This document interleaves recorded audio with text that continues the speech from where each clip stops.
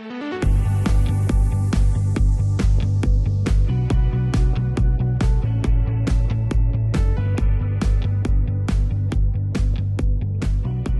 you for being here, especially considering how busy your day has apparently been. Well, I'm ready to let's just kick back and talk audio. So totally. We can kick back and talk audio. So my very first question is if you have an early memory of how sound moved you.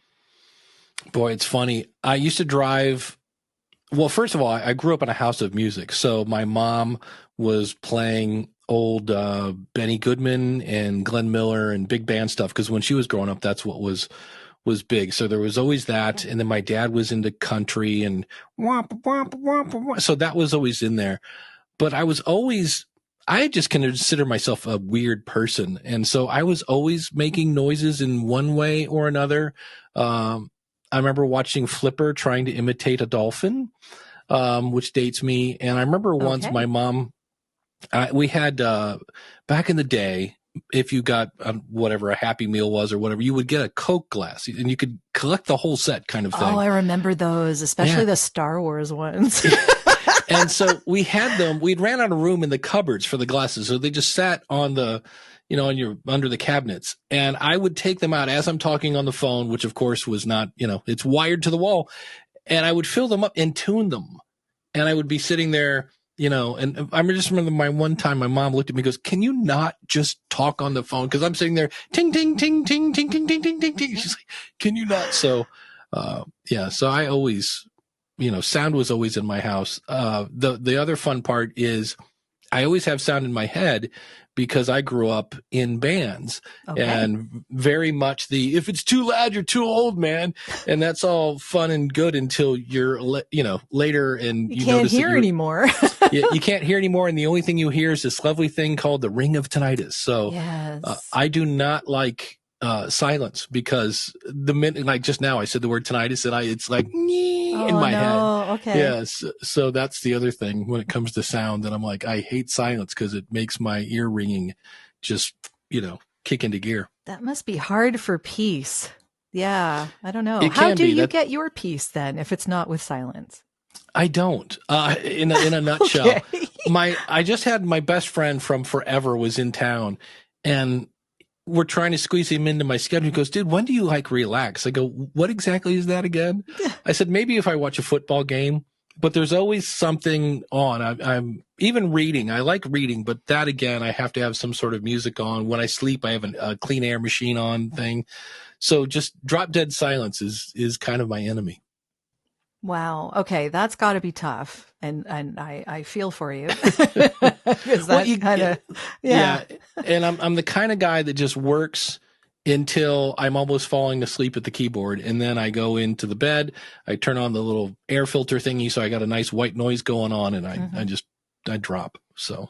Well, I guess you keep yourself really busy. So how does Libsyn fit into all this? I mean, how did you end up getting into podcasting in the first place, first of all, and then from there to Libsyn?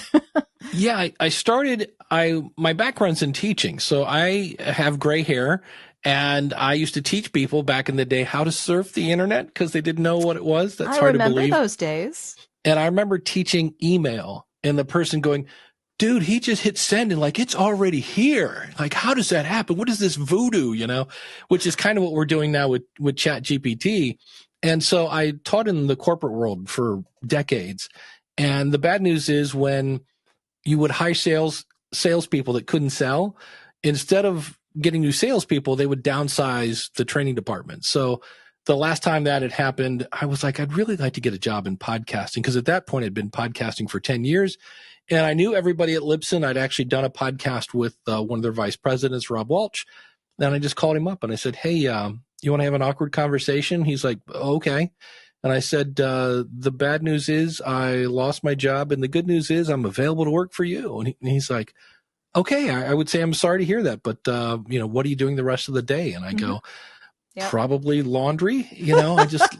And next thing you know, I'm on the phone with the president of Libsyn, and I've been there 8 years now. So it's really great. I love it because it gives me a much wider view of what people are doing Sure. in podcasting, which then helps the school of podcasting and that whole nine yards. So it's been a lot of fun. And a couple of years ago, the president looked at me and she said, "We're not using you right," because I was basically doing tech support, which is fine. That's still kind of teaching one-on-one. And they deemed me the head of podcaster education. So now I'm a little more involved with the marketing team and some other things like that. So it's a fun place to work. Okay. Yeah. It definitely sounds like they're actually paying attention to where you should be, which is a good thing. It's always nice to have people knowing what your strengths are and working towards them. Yeah. So. It is. It's kind of funny because almost every job I've had, I eventually end up with one toe in the marketing department, one way or another. It's just something that always happens. They're like, this guy's kind of creative and he thinks different than other people do. Let's throw him over there in the marketing department. And that's what's happening in Libsyn. So yeah. So why did you choose Libsyn? Was it specifically because they're the oldest ones in the market, or was there another reason? Yeah, it was. My favorite thing about Libsyn was in the really early days. They'd been out maybe a year, and I was using them because, well, that was the only place to go back then. And I remember they made a mistake, and either you couldn't log in or something had happened, and it was a pretty big mistake. And they fixed it, and they came out with an email that said, "Hey, to all of our customers, we made a mistake. Here's what happened. Here's the steps we've now taken so that it will never happen again." And it was so refreshing to just have somebody go, "Yeah, my bad. Oops, we didn't think about that," and just own it and go, "We're really, really sorry." And so it was such a different approach opposed to, blame it on the internet or whatever. It was a glitch. It was just like, no, we made a mistake. And so I've always admired the relationship they had with their customers. And at that point, I'd been a happy customer for 10 years. Sure. And they're out of Pittsburgh. I'm in Ohio. So I had bumped into them. There were some things in Pittsburgh I'd gone to. And so I just knew everybody over there and I liked their service. And I was like, well, if I have to stand up and say, this is the place where you host your media, I'm like, where would I go? And at the time I was like, hey, you know what? Libsyn. So that's why I chose them. That makes total sense. Yeah. And I guess as someone who'd been podcasting for 10 years, you certainly stood out to them because I don't know how many other people would have been podcasting for 10 years up to that point. Well, that's what your podcast can really be like your resume. I've gotten 3 jobs. I got hired at a college once for when I was still doing teaching. That was before Libsyn. And the fun part of that was they said, what do you do for hobbies? And I'm like, I play the guitar and I do podcasts. They're like, wait, you do podcast? So that got me hired. And then I got hired to be the head of the New Media Expo, which was this big event that had blogging and YouTube and podcasts and all sorts of stuff. And they needed a podcast guy. And this sounds like a total humble brag, but the guy that was running it, I didn't work at Libsyn yet, called Libsyn. They said, what about Dave Jackson? Then they called Spreaker and they said, what about Dave Jackson? And then they called Blueberry and they said, what about Dave Jackson? I was like, wow. Excellent. My podcast has done its job by putting my brand out there. So totally. Yeah. It was always a horrible job. I wish they would have said somebody else, but well, we learn these things in hindsight, right? Yeah, that was it. Oh, well. Yeah, there was a reason the old guy left. He saw the writing on the wall. So yeah, but definitely. It was a fun experience. Yeah. Well, I mean, all the experiences you've had have led to where you are now. So it's all good. That's one of the things that I always say to people when they're starting in voiceover is that, never discount what you did before because it all comes into play.